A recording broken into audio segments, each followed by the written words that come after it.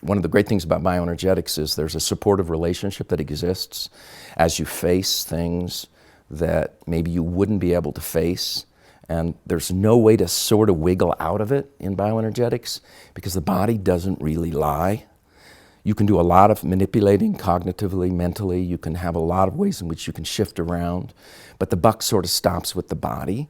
So if you're with someone who's really there for you and can support you as you open up and face some of the fears and the anxieties and the ways in which you avoid, it can really, really have an impact. And then you can get to know yourself and your character structure in a way that is not shame-inducing, more forgiving. I'm here at the Southern California Bioenergetic Conference, and I love it, and it's been going on for 26 years, and I've made most of them. And a lot of people come back year in and year out, and it's a great, great organization.